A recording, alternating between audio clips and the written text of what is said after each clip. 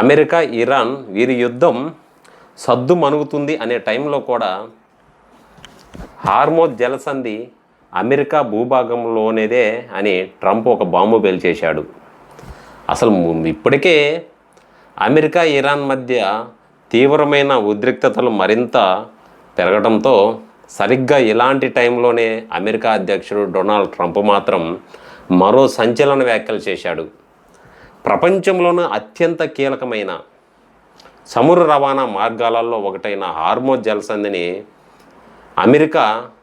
Hormuz జలసంధి కూడా America భూభాగంలోనిదేనని Trump భావిస్తున్నారని ఆయన పేర్కొనడం ప్రపంచవ్యాప్తంగా చర్చకు దారితీసింది ఈ వ్యాఖ్య అన్నమాట. దక్షిణ కరోలినాలోని మైర్జిల్ బీచ్లో జరిగిన ర్యాలీలో ట్రంప్ మాట్లాడుతూ ఇరాన్ ప్రస్తుత ఘర్షణకు ముగింపు పలికేందుకు ఒప్పందం చేసుకోవాలని ఎంతో ఆసక్తిగా ఉందన్నారు. అయితే అమెరికాకు మాత్రం ఇప్పటికీ అలాంటి ఒప్పందం అవసరమా లేదా అనే విషయాన్ని కూడా తాము నిర్ణయించాల్సి ఉందని వ్యాఖ్యానించారు. ఇక్కడ హార్మోజ్ జలసంధిపై మాట్లాడుతూ ట్రంప్, ప్రస్తుతం నేను దీనిని అమెరికా భూభాగంగా చూస్తున్నాను, ఇది అమెరికా భూభాగమేనని చెప్పడం మరింత హాట్ టాపిక్గా మారింది. ఇరాన్ సైనిక దిగ్బంధ కారణంగా హార్మోజ్ జలసంధి మీదుగా నౌకలు రాకపోకలు తీవ్రంగా ప్రభావితమయ్యాయి. దీంతో అంతర్జాతీయ చమురు మార్కెట్లో ఆందోళనలు పెరిగాయన్నమాట.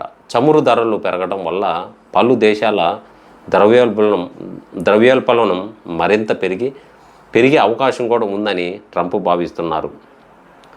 ప్రపంచవ్యాప్తంగా సరఫరా అయ్యే చమురు ఎల్ఎన్జీలో దాదాపు 5వ వంతు హార్మోజ్ జలసంధి మీదుగానే రవాణా అయ్యేది.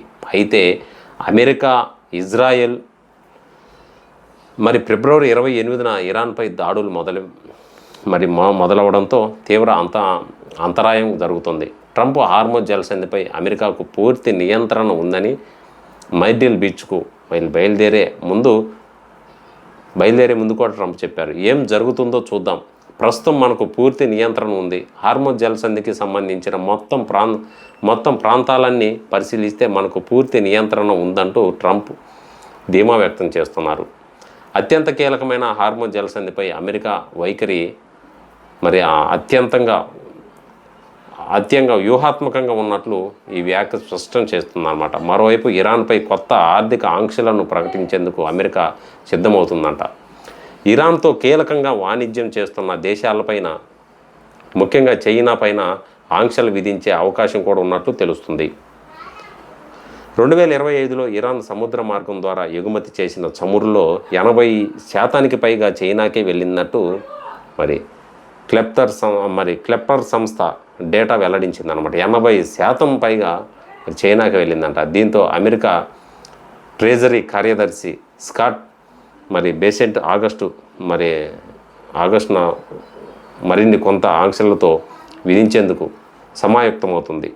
వీటిలో అమెరికా ప్రభుత్వం ఇప్పటివరకు ప్రకటించిన చరిత్రలోనే అత్యంత కఠినమైన ఆంక్షలుగా అభివర్ణిస్తుంది. హార్మోజ్ జలసంధిపైన కొనసాగుతున్న ప్రస్తుత ఉద్రిక్తతలు, ఇరాన్పై కొత్త ఆంక్షలు, చమురు రవాణాలో ఏర్పడుతున్న అంతరాయాలను ప్రపంచ ఆర్థిక వ్యవస్థపై ఎలాంటి ప్రభావం చూపుతాయనేదే జనాలు బెంబేలెత్తిపోతున్నారు. సో ఇదండి హార్మోజ్ జలసంధిపై ట్రంప్ మరో బాంబు వేశాడని చెప్పుకోవచ్చు. సో చూస్తూనే ఉండండి. ప్లీజ్ వీడియో నచ్చితే లైక్ చేయండి, సబ్స్క్రైబ్ చేయడం మర్చిపోవద్దండి ప్లీజ్. ధన్యవాదాలు.